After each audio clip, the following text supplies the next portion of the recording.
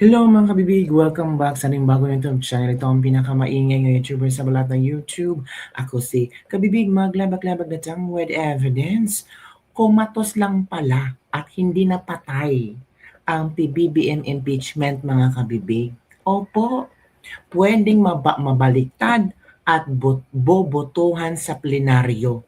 Ayon yan kay Congresswoman Jinky Luistro. Ay, akala natin binasura na talaga nila. Well, alam naman natin ganun talaga ang mangyayari. Kahit bobotohan pa rin sa plenaryo, kitang-kita, alam na this. Yung ano nga, Congressman Meow Meow, ilan ba ang nag-say na bibigyan siya ulit ng 60 days suspension? Pangalawa ha, twice ulit. Halata talaga na majority sa mga congressman ay maka-BBM, 'di ba? Bakit kaya sila maka-BBM?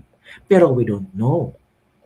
Baka merong mangyaring alam natin, 'di ba? Kasi malapit na ang 2028. They have to save their career. So, kumatos lang pala, kala natin dedo na. Marami ang nagsabi ay, hindi na kami shock. Alam na naming mangyari yan. Kumatos pa lang, House plenary can still reverse rejection of Marcos impeachment. Sabi dito, committee level lang pala, but all congressmen will have a plenary session to finalize the decision. Pero, yung sa Makabayan Black ba, yung sa Maza et al., nagpa-interview siya ni Corina Sanchez mga kabibig. Oo, nagpa-interview siya. At meron siyang naobserbahan during sa session. Hala, ano ang kayang naobserbahan kabibig? Parang there's something wrong. There's something what we call script. Hala ka, talaga? Pero before that script na sinasabi niya, pakinggan muna natin si Jinky Luistro sa kanyang sinasabi na posible pang mabaliktad ang pagbasura ng mga impeachment grounds sa impeachment case ni BBM. Sabi dito pagbasura ng House Justice Committee sa dalawang impeachment complaint versus BBM, maaari pang mabaliktad. Bagamat ibinasura ng House Committee on Justice ang dalawang impeachment complaint laban kay Pangulong Bongbong Marcos dahil sa pagiging insufficient in substance, sinabi ni Committee Chair Luis Toro na maaari pang mabaliktad ang desisyon ito sa House Plenary. So makinig tayo kabibiga, makinig tayo sa kanyang explanation na pwede pa pala na mabaliktad. Yung dineklarang insufficient po, itong insufficient in substance, itong dalawang reklamo, patay na po sa Committee on Justice, itong impeachment complaint against PBBM. As far as the proceeding today is concerned, I can consider that. However, we should be mindful that the committee report can still be reversed by at least 1/3 of all the members of the House of Representatives. No? So, this committee report, of course, which contains the determination that both complaints are insufficient in substance. Kaya naka-black si Luis so kasi patay ng impeachment ni BBM. Sabi ng mga netizen, oy Luis to nagpapahalata, oy Luis to naka-black kasi alam nang mababasura ang impeachment ni BBM. Grabe ang mga netizen, no? Alam na namin yung suot ni Luis Tro, yung kahapon naka-blue or kung ano ba, ngayon naka-itim. So meaning, there is a meaning on it. Uy, kayo talaga.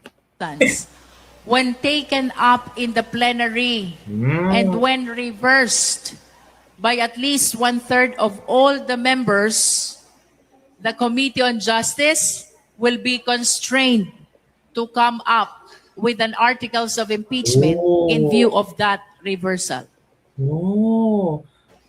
So to meaning mga kabibig, kung sa plenaryo pagbobotohan, marireverse ang botohan, so posible na gagawa ang House Committee on Justice ng for the impeachment ground ni BBM para sa Senado.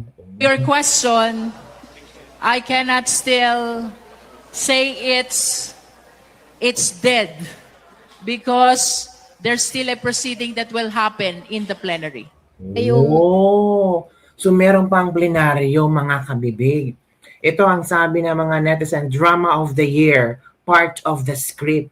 This is a situation of filing an impeachment where they know the number to junk it.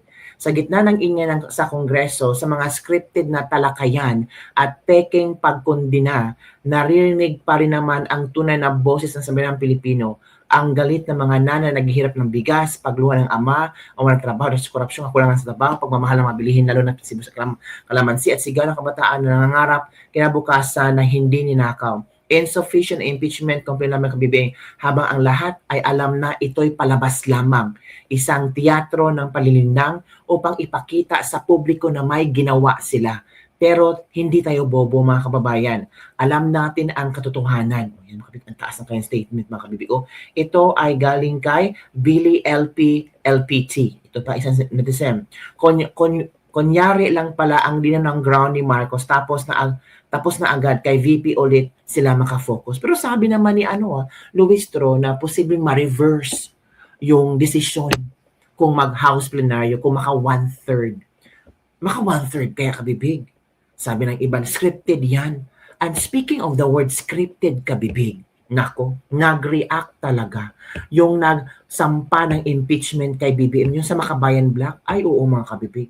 Meron siyang pinasabog na issue na habihin na niyang script lahat. Let's listen to this one kabibig ha. Pakinggan natin ang kanyang revelasyon kung ano ang nangyari sa loob ng sesyon. Apat na beses nagbotohan over a certain to the best knowledge, no, or may authentic knowledge yung mga complainants, di ba? Tapos nagkaroon ng botohan.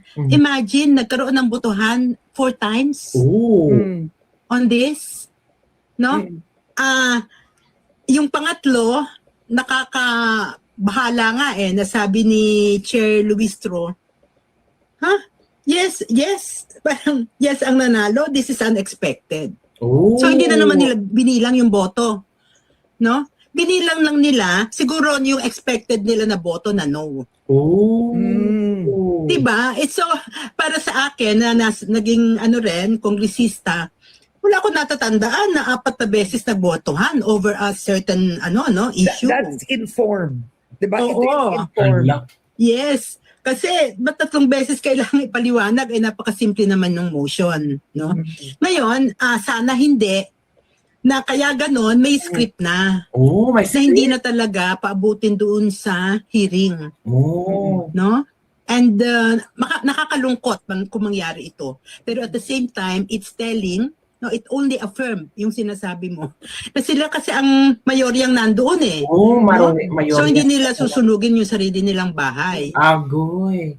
Hindi susunugin ang sariling bahay kasi sila nandun mayorya ang nandun. At halatang na may script. Halatang na may script, majority ang nandun, natural hindi nila susunugin ang kanilang sariling bahay.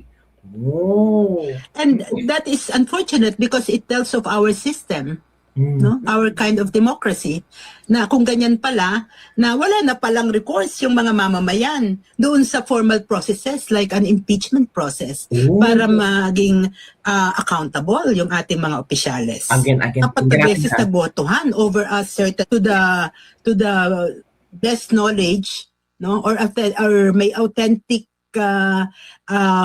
knowledge yung mga complainants, di ba? Tapos nagkaroon ng botohan. Imagine, nagkaroon ng botohan 4 times on this. No? Yung pangatlo, nakakabahala nga nasabi ni Chair Luis Tro, yes, parang yes ang nanalo, this is unexpected. So hindi na naman nila binilang yung boto. No? Binilang lang nila, siguro yung expected nila na boto na no. Diba? It's so, para sa akin, na naging kongresista, wala ko natatandaan na 4 na beses nagbotohan over a certain issue. That's informed. Diba? Oo. It's informed. Yes. Kasi, ba't 3 beses kailangan ipaliwanag? Napakasimple naman ng motion. No? Ngayon, sana hindi, Na kaya ganon, may script na Oo. hindi na talaga paabutin doon sa hearing, Mm-mm. no? And nakakalungkot kung mangyari ito. Pero at the same time, it's telling, no, it Mhm. only affirm yung sinasabi mo. Na sila kasi ang mayoryang nandoon eh. No? So hindi nila susunugin yung sarili nilang bahay. Natural. And that is unfortunate because it tells of our system, no? Our kind of democracy, na kung ganyan pala, na wala na palang recourse yung mga mamamayan doon sa formal processes like an impeachment process para maging accountable yung ating mga opisyales. May point din siya mga kabibig ha, in fairness. Merong din point ang kanya at ang kanyang naobserbahan kabibig. Ang kanyang grabe. So, ito ha, lahat ng impeachment ground ni BBM ay in substance at hindi talaga pwedeng magkaroon ng trial.